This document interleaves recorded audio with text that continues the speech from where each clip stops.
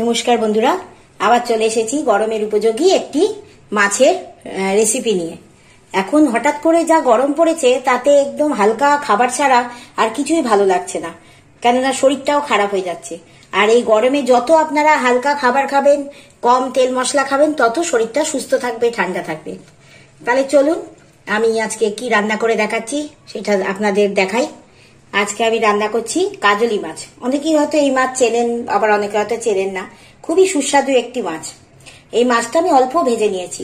এই মাছগুলি খুবই হালকা হাতে ভাজতে হয়, নয়তো একটু জোরে নাড়াতে গেলেই বা উল্টাতে গেলেই কিন্তু ভেঙে যাওয়ার চান্স থাকে। আমি বেগুন কেটে নিয়েছি। চলুন আচ্ছা আপনাদের রান্না করতে করতেই দেখাই। কড়াইটা আমি গরম করেই নিয়েছি। এবার আমি এর মধ্যে দিয়ে দেবো অল্প একটু তেল। 1 টিস্পুন মতো তেল দিয়ে দিলাম। এবার এই তেলে দিয়ে দেব একটা শুকনো লঙ্কা। যেহেতু হালকা রান্না, গরমের উপযোগী, সেহেতু আমি একদম কম তেল ব্যবহার করছি। আমি ওই মাছটাও একদম কম তেলে এপিট ওপিট করে একটুখানি যা সাঁতলে নিয়েছি। আর দিয়ে দেবো কালো জিরে। তেলটাও গরম হবে, তার সঙ্গে সঙ্গে ফোড়নটাও গরম হবে।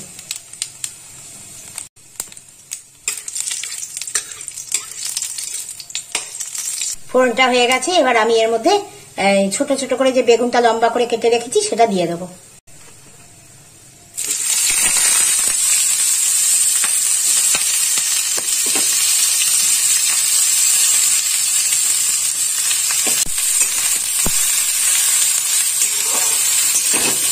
বেগুনটা একটু ভাজা করে নেব। আপনার ইচ্ছে হলে এর মধ্যে আলুও দিতে পারেন, আমি আলুটা দিইনি।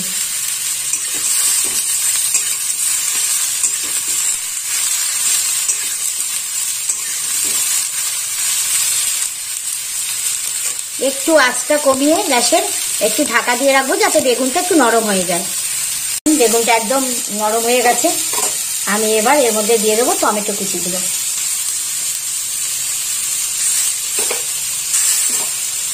টমেটোটাকে একটু ভালো করে ভেজে নেব।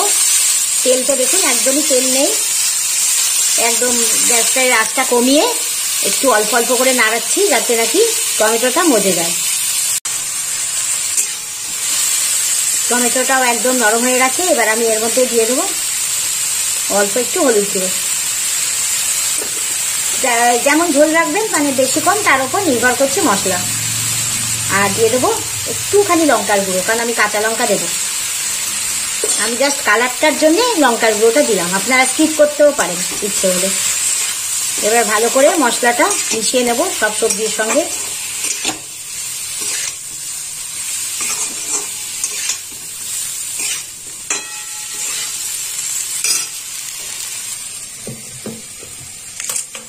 অল্প একটু জল দিয়ে কষাবো, না তো মশলাটা পুড়ে যাবে।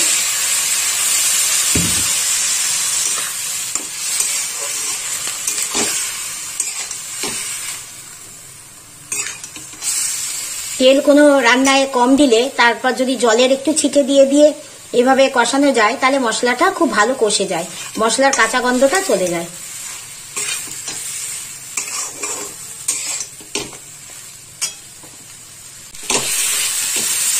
মশলাটা দেখুন ভাজা হয়ে গেছে, একদম কষে গেছে। এবার আমি এর মধ্যে দিয়ে দেবো জল।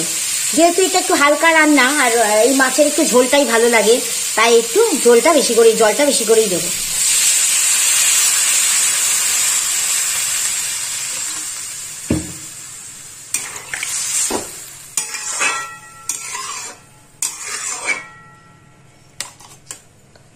ব্যাস একদম রেডি।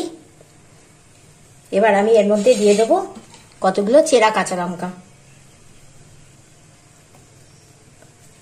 যারা ঝাল কম খান তারা লঙ্কা গোটাও দিতে পারেন, অথবা শুকনো লঙ্কার যে গুঁড়োটা আমি দিলাম ওটা স্কিপ করতে পারেন। ঝাল বা নুন এটা যে যার নিজের রুচি মতোই দেবেন।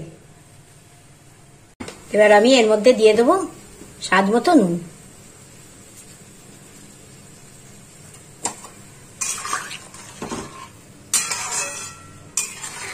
ব্যাস মোটামুটি রেডি। এবার ভালো করে ঝোলটা ফুটে উঠলেই আমি মাছটা এর মধ্যে দিয়ে দেবো। যেহেতু নরম মাছ, তাই মাছটা দিয়ে বেশিক্ষণ ফোটালে মাছগুলো ভেঙে যেতে পারে। তাই একদম যখন ফুটে, বেগুনটা তো ভাজাই হয়ে গেছে, আলু তো দিইনি, যে সেদ্ধ হওয়ার ব্যাপার, তাই একদম লাস্টে মাছটা দেব।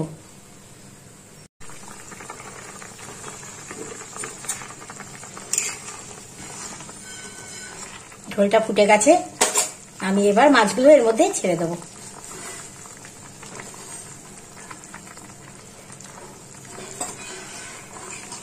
খুব আলতো হাতে এই মাছ রান্না করতে হয়, খুব নরম মাছ।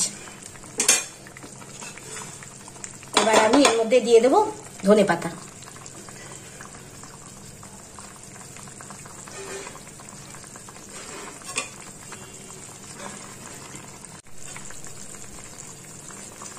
দেখুন কেমন পাতলা ঝোল হয়েছে, একদম গরমের দুপুরে ভাতের সঙ্গে খাওয়ার উপযোগী।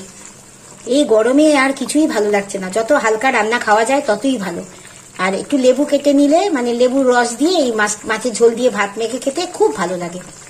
তাহলে চলুন, রান্না একদম রেডি, আমি নামিয়ে দেখাচ্ছি।